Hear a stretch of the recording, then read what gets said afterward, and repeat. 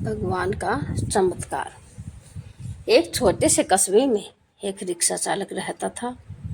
उसका नाम था नत्थू और उसकी पत्नी का नाम था माया। यह कहानी राजस्थान की है। यह कहानी सच्ची घटना पर आधारित है। यह कहानी भगवान के चमत्कार की है, लेकिन नाम काल्पनिक है। इसके सभी पात्र काल्पनिक हैं। इस कहानी में मैंने अपने ढंग से लिखने का प्रयत्न किया है। नत्थू बहुत ही नेक दिल इंसान था।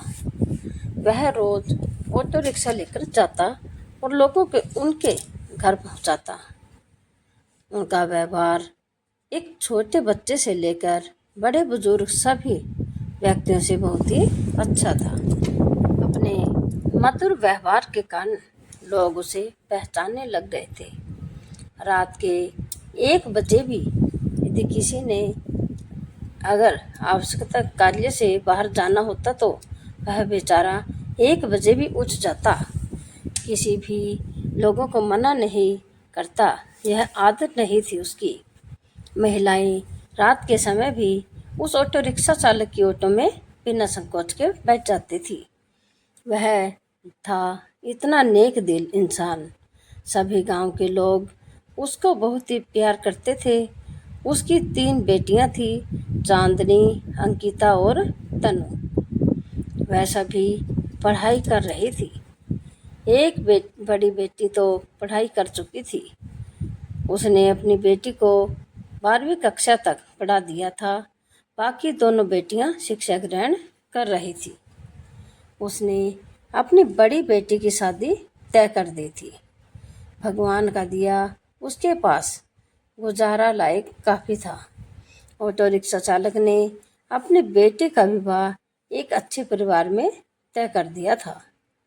उसके ससुराल वालों ने शादी की तारीख निश्चित कर दी थी। ऑटो रिक्शा चालक ने रात दिन मेहनत करके अपनी बेटी की शादी के लिए रुपए जुटाए थे। उसने अपनी बेटी के गहने, कपड़े और शादी का सारा सामान खरीद लिया था। वह अपनी बेटी की शादी का इंतजार कर रहा था। चांदनी दौड़ी दौड़ी अपने पिता के पास जाकर बोली, पापा, आप निराश न हो। आपने इतनी मेहनत से मेरी शादी के लिए रुपया जोड़ा था। पापा, आप जरा भी चिंता मत करो। मेरी किस्मत में यही लिखा था। आप निराश न हो। मुश्किल की इस घड़ी में हमें कमज़ोर नहीं पड़ना है। मैं आपका बेटा नहीं हूँ तो क्या हुआ? आपके बेटों की तरह हमारी परवरिश की में कोई कमी नहीं रखी। हम तीनों बहनों ने वह सब कुछ दिया जो आपसे बन पाया। तब तक दोनों बहनें अंकिता और तनु भी उठ गई थी। वह भी अपने पापा के पास जाकर खड़ी हो गई। पापा, हम सब आपकी ताकत हैं। हम तीनों आपकी बेटियां नहीं, बेटे हैं। आपसे हम भी आपके साथ कमाएंगे। चांदनी बोली, पापा, अगर वह लड़का जिसे आपने मुझे शादी के लिए चुना है मुझसे सच्ची मोहब्बत करता होगा तो यह सब देखकर भी शादी के लिए इनकार नहीं करेगा। मैं भी उससे खुशी खुशी स्वीकार करूंगी। आप जरा भी चिंता मत करो। उन तीनों ने मिलकर अपने पापा को उठाया। मोहल्ले के सारे लोग इकट्ठा हो गए थे। सब आपस में कह रहे थे कि ससुराल वालों को वह क्या कहेगा। जो भी आता शोक व्यक्त करके चला जाता। नत्थू के घर के पास लोगों का तांता लग गया था। सभी कहने लगे कि तुम तो नेकी करके कमाते थे। नत्थू बोला, शायद भगवान की भी यही मर्जी होगी।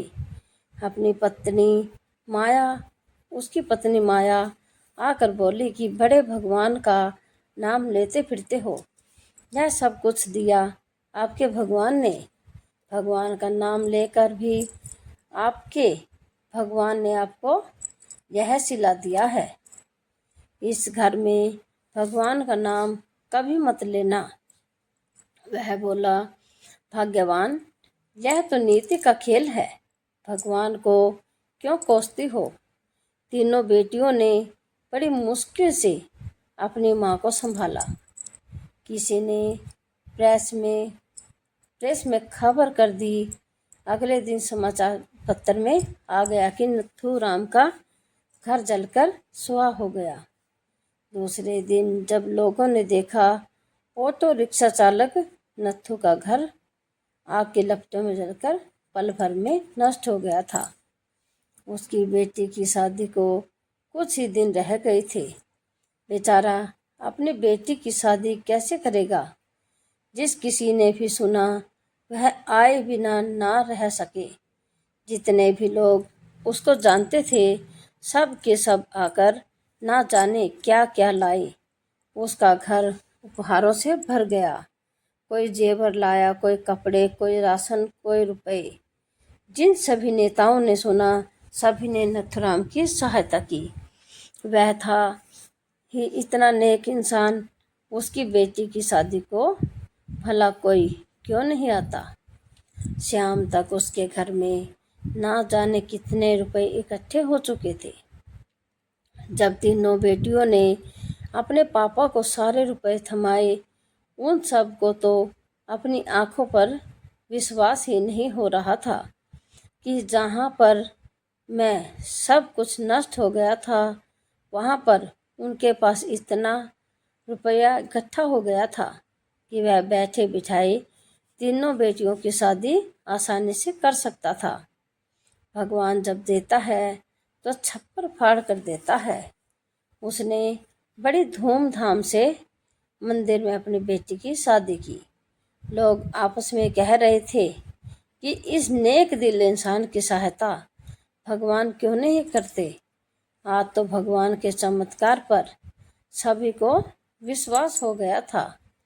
भगवान जो करता है अच्छा ही करता है। नथुराम की पत्नी आकर बोली, मुझे माफ़ कर देना। गुस्से में भगवान के लिए ना जाने क्या क्या अपशब्द कह गई। तीनों बेटियां मुस्कुरा कर अपनी माँ को देख रही थी। थोड़ी देर पहले जहाँ पर रुदन था, वहीं पर सभी के चेहरों पर खुशी झलक रही थी। भगवान की माया प्रबल है। वह इंसान की कड़ी से कड़ी परीक्षा लेने में कोई कसर नहीं छोड़ता। नथुराम और उसकी बेटियों ने मुसीबत की घड़ी में मिलकर एक दूसरे का साथ दिया, अपने हौसले को डगमगाने नहीं दिया। उसकी बेटियों ने एक बेटे की तरह अपने पिता के विश्वास को ठेस नहीं पहुंचने दी। भगवान ने रातों रात छप्पर फाड़कर उसकी सहायता की। वह बोला, इतने रुपए इकट्ठे हो गए हैं जिससे मैं तुम तीनों की शादी भी आसानी से कर सकता हूँ। ऐसी ही और कहानियों के लिए आप हमारे चैनल को लाइक करें, शेयर करें, सब्सक्राइब करें और पूरी कहानी सुनने के लिए आप सबका धन्यवाद। कल फिर मिलते हैं एक और नई कहानी के साथ।